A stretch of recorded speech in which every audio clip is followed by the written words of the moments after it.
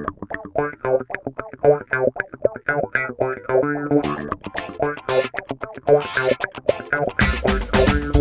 hello and welcome to the Blockbuster Bash Brothers podcast, a weekly-ish movie podcast. We haven't been very good lately. Yeah, that's mainly my fault. It's cool. I've been, being boring anyways. I could have done it, but, just waiting for you. Well, then it would be the Blockbuster Bash Bros. It'd be the singular of that. Yeah, brother. Yeah, okay. I'm Trevor Rocco. With me today and every day is Travis Labrucherie. Hey. That's you. Each week here at Blockbuster Bash Brothers, we sit down and watch a couple of films to discuss here with all you listeners. We attempt to give you some good recommendations of what to go see should you find yourself heading to the cinema. Normally, we like to pair new releases with something old that's relatable, but our lazy summer schedule here has been kind of moving away from that. We'll get back into it. I'm sure we will. Someday. Yeah, for now, we're just kind of still seeing a lot of movies, so at least we'll give you recommendations that are new. I mean, if they would stop putting out so many movies, maybe we could, I know, right? Let's, slow down so that I can catch up, maybe put out one movie a month. That way we can watch it and find the right movie to pair it with. Right, for sure. From another one movie from a month from before. They just don't understand yet.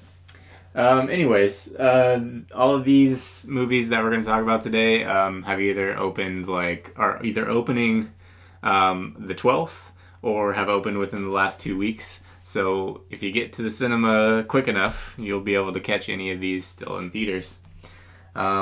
Let's just jump right in. We got 4 to get to, so we'll do it in chronological order since that's the way we could do it. First one is Bad Moms. Bad Moms. Which you saw and I did not. Yes. Starring Mila Kunis, Kristen Bell, Kathryn Hahn, Christina Applegate, among others. What's the plot, Scott? Well, the Mila Kunis is a mom who's kind of losing her shit and okay. She's just overworked and underappreciated and trying to mom. Yeah, trying to be this perfect mom, and she feels nothing's going right. And then there's Christina Applegate, who's the she's the villain here, right? Yeah. She's supposed to be the perfect. She's perfect and head of the PTA and wants everything done a certain way. Mm-hmm. And they kind of butt heads. And then they kind of battle it out for PTA president or... Okay. So it's a election kind of thing? Yeah. Okay. I didn't know that. That's cool. I mean, the election part's not... It's not huge, forefront. A huge part of it. Okay, so then what do Kristen Bell and Kathryn Hahn do? They become Mila's friends and allies. Gotcha. Throughout the... Okay, so just straight up, was it funny? Yeah, it was funny. Okay. It kind of reminded me of an adult Mean Girls. Okay.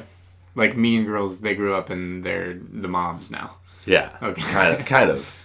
Gotcha. But not exactly. Okay.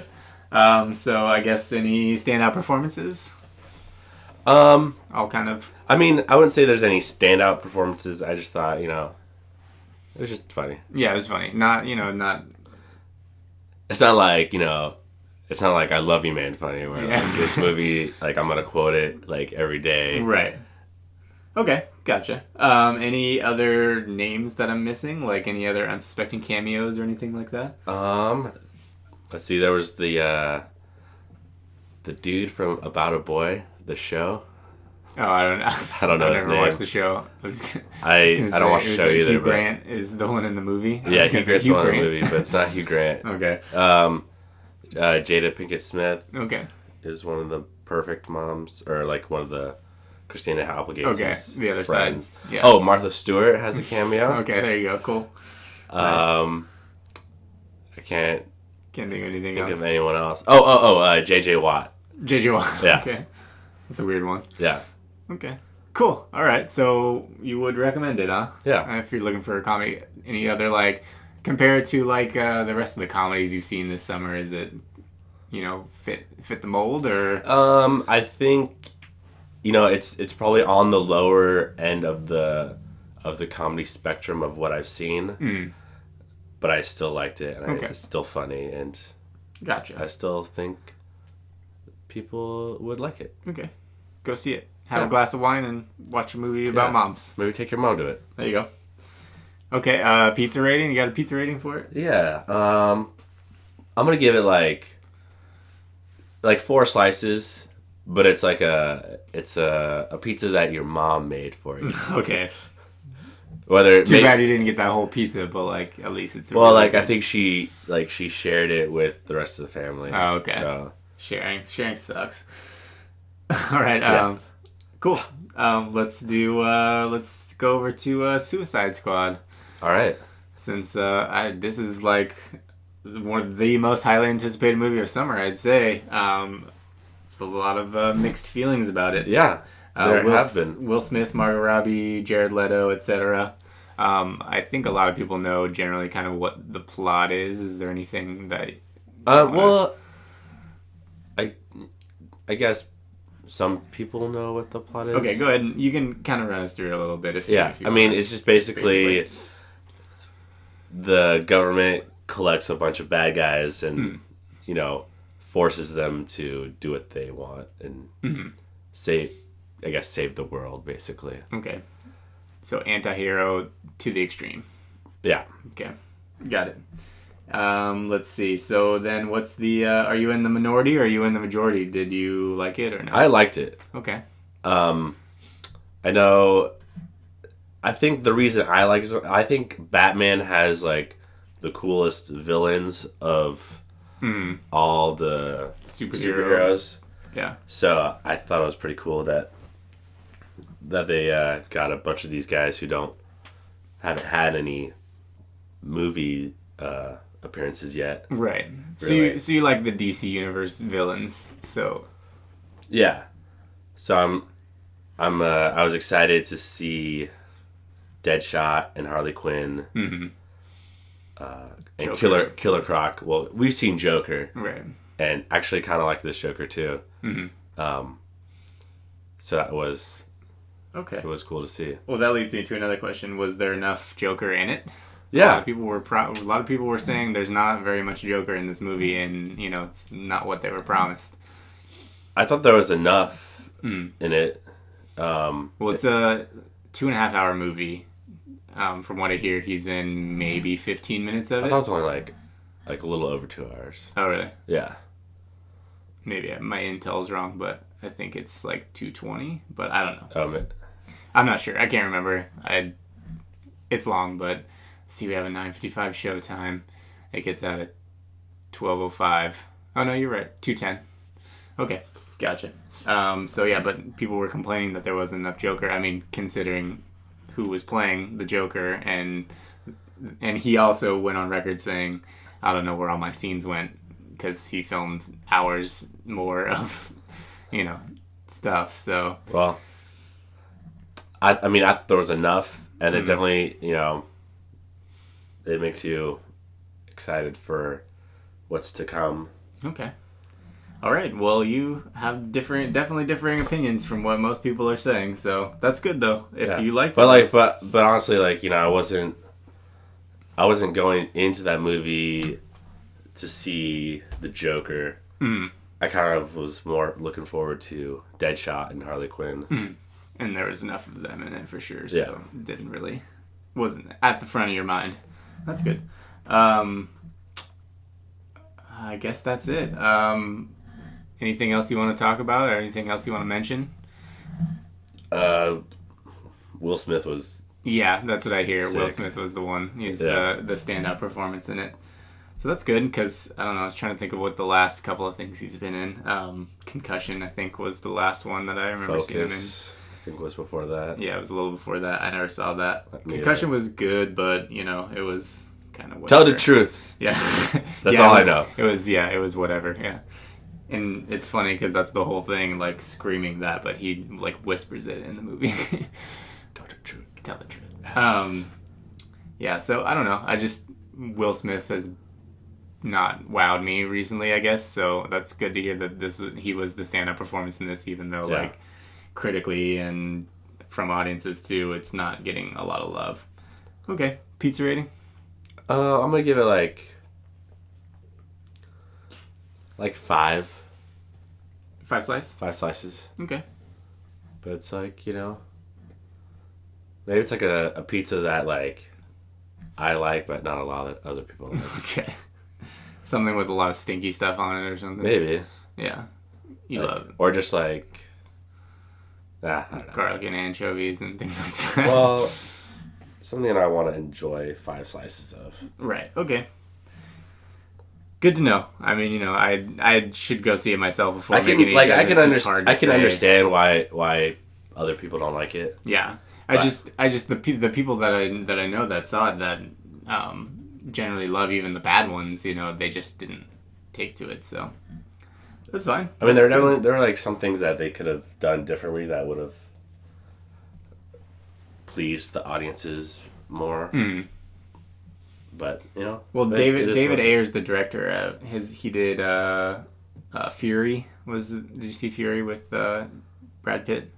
Yeah, the tank movie. Yeah, I really liked that movie. There's another one I can't remember what it was that he did that I really liked too. But he just, from what I hear, is just like, that's the problem with when you're doing, like, when you have a good track record of directing movies that are well received critically and from audiences, even if they're not big budget, and then you get that superhero movie or whatever, and they're just you're not given the creative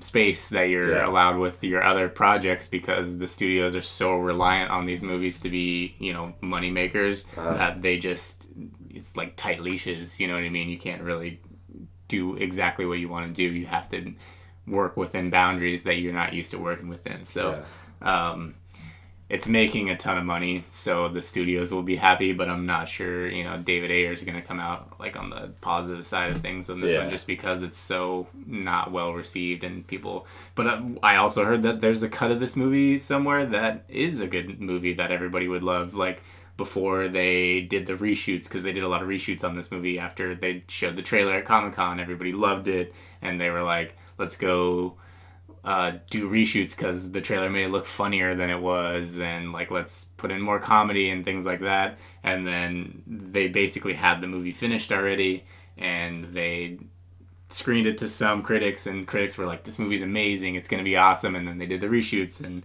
added all the stuff, and now it's bombing, and bombing critically, it's just idiots. It's crazy.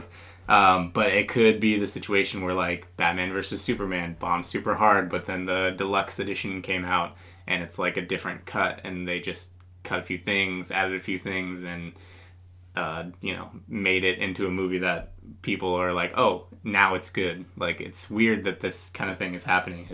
I feel like the studios need to just say, do your thing. It's gonna make money based on the fact that it's a DC Universe or Marvel movie. People are gonna go see it. This thing was gonna make $150 million opening weekend, no matter what, regardless. So like, studios, stop. Stop doing that. Like, let someone needs to write a letter. Yeah. Oh no, I'm sure they're getting letters constantly about it. Anyways, Suicide Squad, you would recommend. Yeah. Go see it. But I mean, I recommend it like mainly for like the characters. Yeah. Like, go in with low expectations so you're not disappointed. Yeah, that's kind of how I approached it, because I just was hearing just terrible things. Yeah, so maybe that's why I liked it, because it's like, oh, it's not that terrible as everyone's saying. Yeah. Okay, let's jump over. This one's just me here. I saw Pete's Dragon night before last.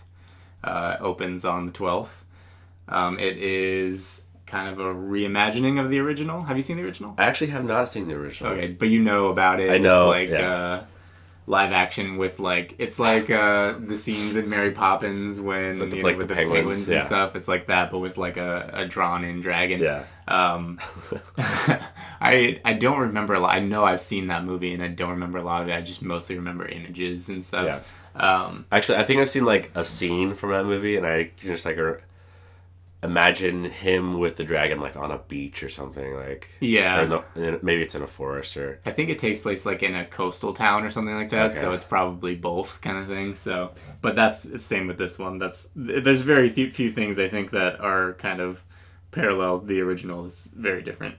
Anyways, this is Bryce Dallas Howard is one person you'll recognize.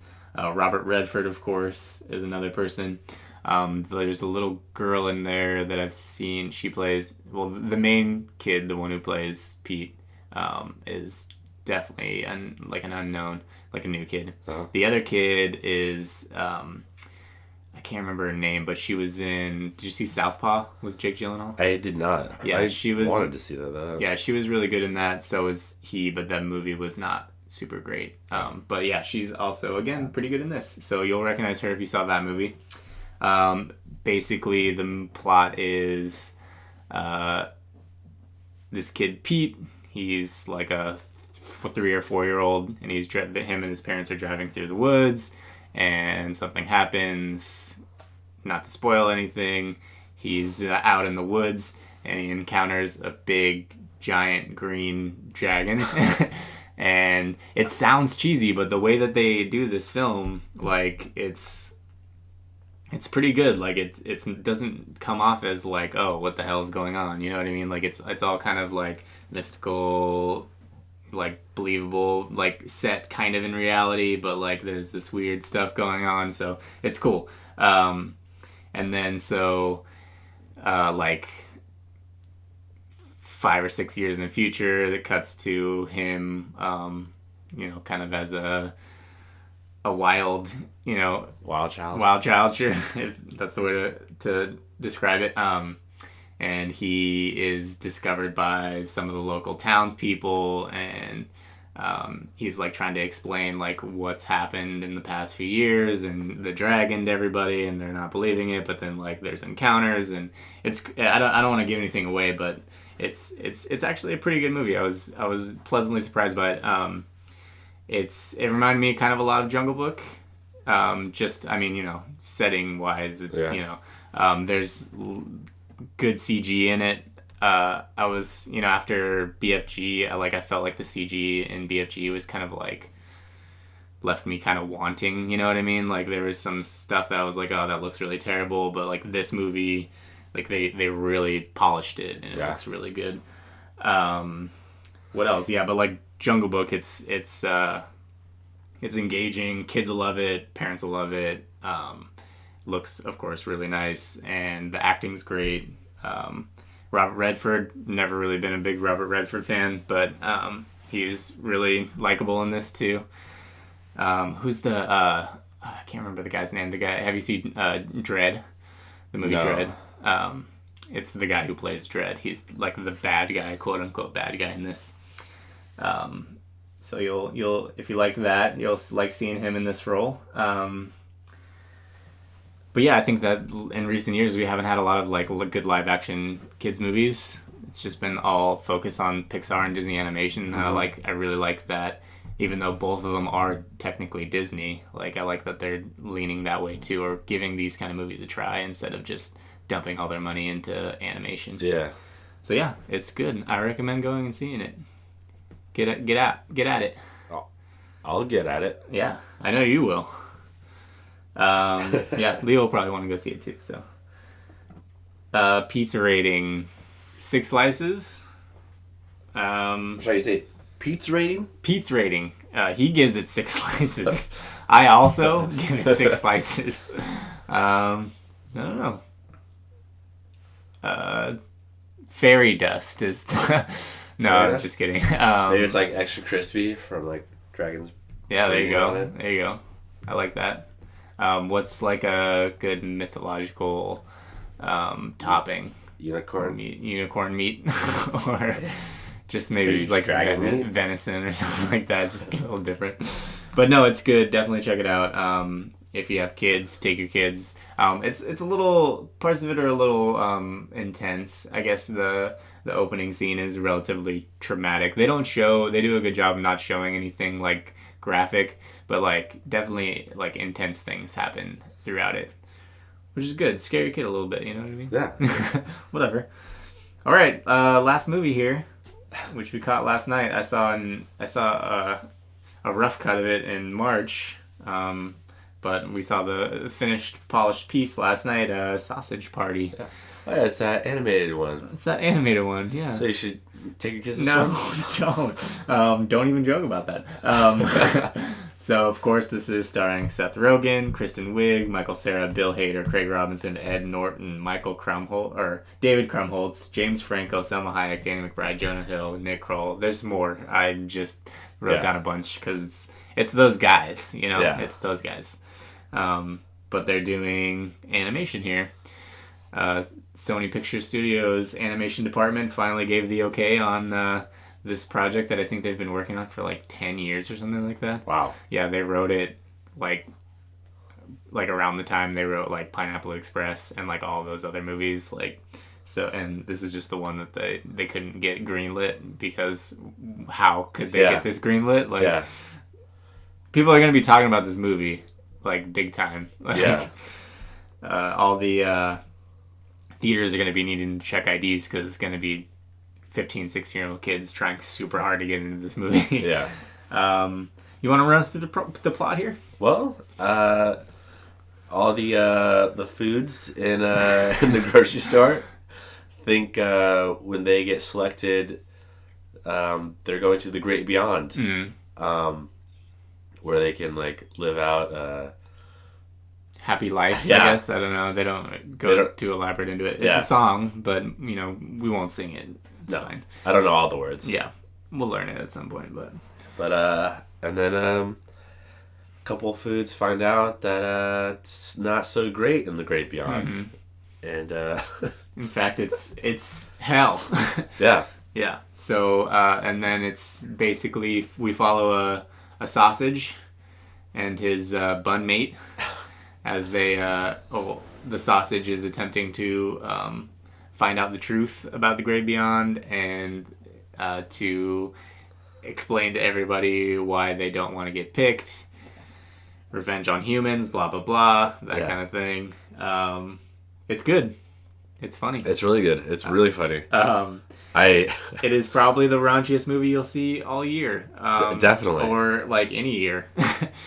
Especially towards the end. I was not expecting that. I do have a note here that says, do not mistakenly take your kids. It is a hard R rating. Yeah. So definitely don't mistake it. Like, it's so funny at the theater that I work at because whenever parents bring their kids, they never remember the name of the movie they're coming to see. They're just like, oh, there's an animated film, let's go, because I don't want to have to deal with you for 2 hours or whatever it is. And I always rely on like the 4-year-old to tell me what movie they're seeing because there's generally like 2 kids movies that are happening, you know, whatever. So like the parents like looking for it, like what am I seeing? And the kid always says, oh, we're seeing this. So I go, okay. And like I'm basically selling the ticket to the kid. Yeah. It's just funny because I know that's going to happen at least once with this movie and I'm just going to have to like step in. But yeah, anyways, what was the other thing we wanted to mention? It's kind of like a, you know, shock value humor for the most part.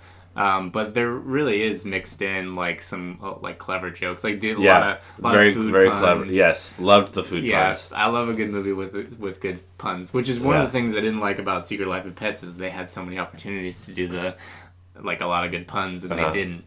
This movie really comes through on puns. So you got any favorite like bits, scenes, anything like that? I mean, I don't want to give away too much, but Meatloaf, yeah, there's a great Meatloaf appearance. I guess we could leave it at that. Yeah. Not to elaborate. There's a funny scene with a decapitated head that I really liked. That's with Michael Cera. He was super funny with that one. I don't know. it's another one. It's another one of those movies. You kind of have to see it. You have to see it to believe it. Yeah. Because I liked Nick Kroll reprising his role. Yeah. Okay. Yeah. Yes. Don't go any further than that. I won't. Probably. Yeah, that's the thing. Like, go see this movie, but like, just be prepared for the worst kind of thing. Like, I just feel like so many people are going to be they're not going to be expecting what it is, and then they're going to be offended, or they're just not going to like it because they weren't prepared. You know what I mean? Like, I wasn't prepared the first time I saw it, really, but I guess I wasn't prepared, really. Well, I was a little bit prepared, but like I wasn't like, I still wasn't expecting that. Yeah. But I'm okay with that kind of stuff. We're in that age range where that's like, it's gonna be funny to us, and like, these sexual food situations and like, weird race. Yeah, race comedy and like just like, pushing the envelope stuff. It's not gonna offend us. But, and we're going to laugh at it, you know what I mean? It's not something I'm going to go out and be like... Yeah. And repeat. Yeah, exactly. In a public Which is another reason why we shouldn't allow anybody under 18 to see this movie, you know what I mean? So, anyways, it's funny, it's good, it's really, really offensive and raunchy. Prepare yourself and go see it. And don't bring your kids. Or your parents. Yeah, I thought about inviting my mom to the screening last night, but I was like, let's not do it. Like, I probably would have if I hadn't already seen it too, which is it would have been an awkward viewing. Anyways, pizza rating. I'm gonna give it like 7. Yeah. Sausage. Yeah, I mean, this isn't like Oscar worthy, like anything, like it's not like some kind of next level movie. It's just, you don't think it's gonna like I guess win an Oscar for best animation? I don't think so. What I mean, it's any animated film usually just gets consideration, like that gets a major release because it's a major studio doing it. This is, Sony Studios, I believe, has been nominated before for other projects. So the fact that they put all of the effort in and, polished the animation and made it look really nice, they still could get consideration, I think, based on the content that they'll get pushed out. Maybe the Golden Globes will mention them, but maybe not the Oscars. The other thing I wanted to mention was the score is done by Alan Menken. He did Aladdin, Beauty and the Beast. Oh, wow. Tangled, he's super famous for doing a lot of animated Disney classics, and he agreed to do this, which is super awesome. Yeah. Gotta love that. So yeah, you said 7 slices. Yeah. I'll say that too. Like, I know that it's not, next level stuff, but it was just too much fun. Yeah. Too much fun not to give it a high rating. I laughed a lot. Yeah. Like, it's really funny. I think that's the most I've laughed all year. Yeah, this is going to be another good group viewing one. Shock value for your friends. You know what I mean? Like, if they miss it in theaters, you get it on DVD, get a group together and watch it, that kind of thing. It's going to be great. I tried to warn all my coworkers. I was like, oh yeah, it's really funny, but like, go in. You gotta, I think a lot of people were afraid to laugh, kind of thing. You know what I mean? Some of the stuff that happens in this movie, it's just like, am I allowed to laugh at this in a group setting? Yeah. But yeah, close friends. That's who you want to watch this with. So yeah, 7 out of 8 slices. All right, I guess that's it. That's all of our movies. That's all the movies. We did them all. That's a chicken Caesar wrap for us. Oh, nice. Food pun. Oh man, I had another one in here that I didn't use. What was I gonna do? I wrote down that it's overall an attempt at shock value humor. Though it's pretty transparent, it actually has some really clever comedy sandwiched between some dick jokes.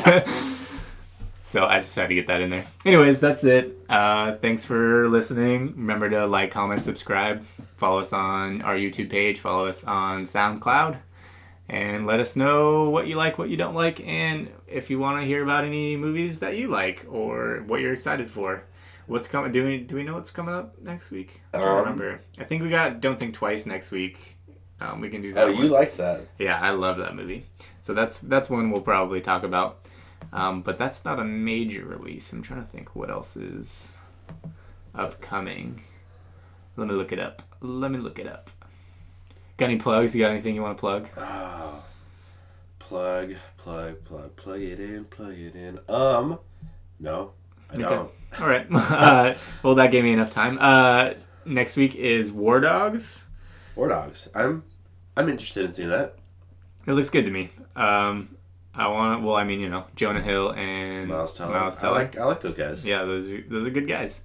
So I'm into that. Ben-Hur. Oh, I don't know about that. I don't know about that either. I imagine I never saw the the original one.